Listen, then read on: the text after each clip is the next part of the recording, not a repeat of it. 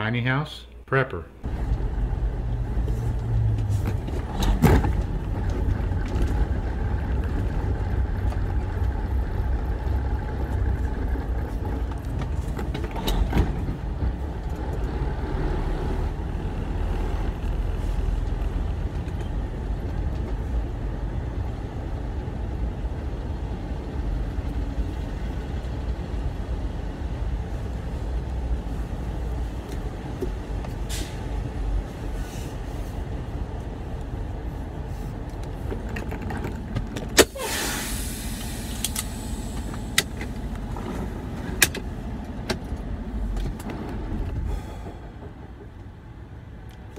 Hi everybody,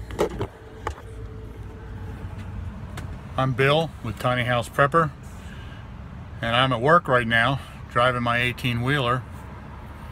You know, I drive many miles a week. I average about 2,500 miles a week. That's the same as driving from New York City to Miami and back, and I do that every week. Because of that, I see a lot of things on the highway. I see a lot of people doing a lot of stupid things, and I see a lot of accidents. And there's two main reasons that accidents happen. One is because people are aggressive driving, which includes speeding, and the other is distracted driving, which includes, of course, sending text messages, but it can also include just eating a Big Mac and dropping your fries in your lap and you're distracted and it causes an accident. I just saw something that just broke my heart. I was driving up the interstate and my side was clear, but on the other side there was the construction zone, and they were working on the guardrails, and they had, you know, the orange cones down the middle. In the right lane, the slow lane was closed, so only the fast lane, the left lane, was open. And all of a sudden I came up on a place where there were 3 cop cars there with their lights flashing. And at first I thought it was an accident, but I didn't see any cars around. I didn't understand.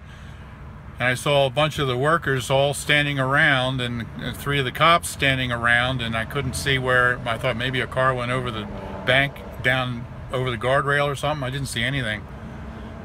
All of a sudden I saw it. There was a man. He was one of the highway workers. He was wearing an orange vest and orange leggings, and he was laying on the ground. And he was laying there in a very grotesque position. And all the people that were standing around were just basically standing in a circle looking at the man. There was no ambulance there. There was nobody bending down to help him. Nobody assisting him in any way. So I don't know what the situation was, but I suspect that he was dead.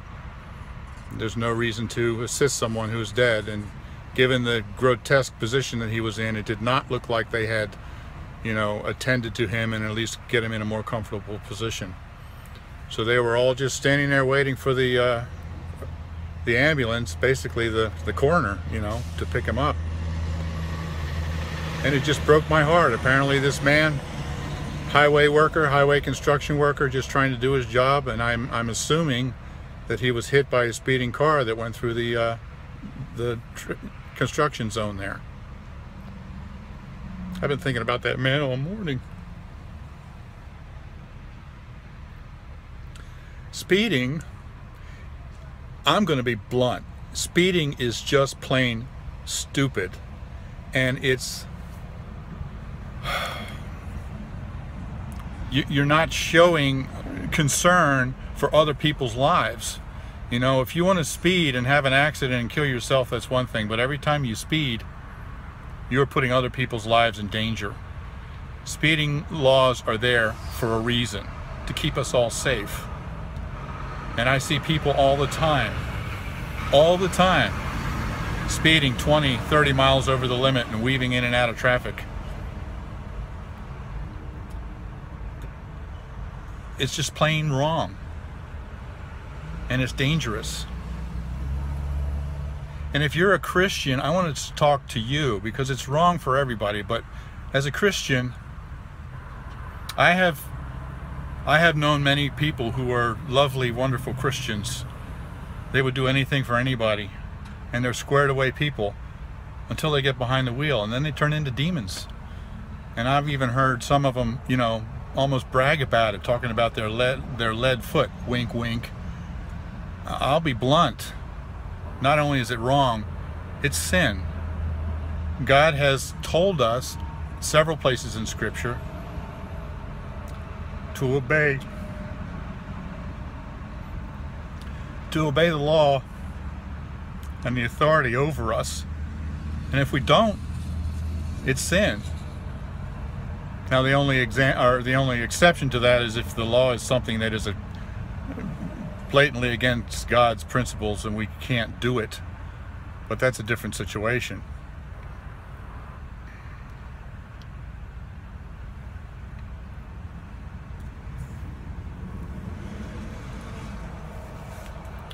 I'm sorry, I was just very deeply affected by seeing that man laying there on the highway like that.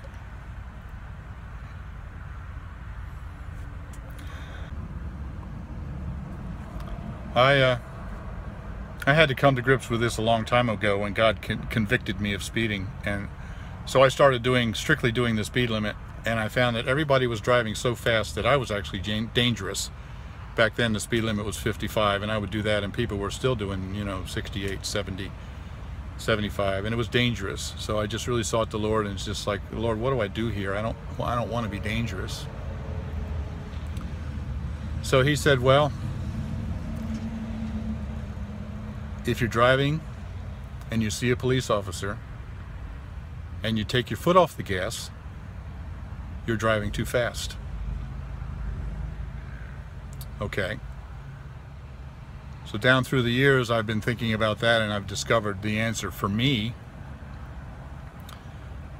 Policemen, I've never known a cop to give a ticket for less than 10 miles over. And so now I drive about no more than 7, maybe 8 miles over the speed limit. If the speed limit's 65, I'll set the cruise for 70 or 72, no more than that. And for years I've driven that way, and I've driven right past cops with radar guns at 72 miles an hour when the speed limit's 60. I've never been pulled over, never been stopped. I haven't had a ticket in 25 years. And the one speeding ticket that I did get was on a back road, and because the speed limit was 45, and for about 100 yards it dropped down to 35, and I didn't know it, and that's why I got that ticket.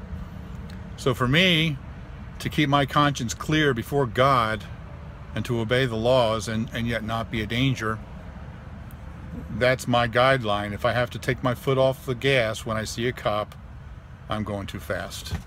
But if I can just keep going at my current speed, then I'm doing fine. And it's worked for me. I don't know, I hope this would make you stop and think, if you're one of those who speeds, that it's not just a wink wink, you know, and it's a real serious issue. It's illegal and it's sin. So sorry if this is a downer video, but I just really was affected by that man laying on that street, and really convicted once again by God about speeding, which I no longer do. But anyway, there it is, folks. Take it for what it is. I love you all. Talk to you later.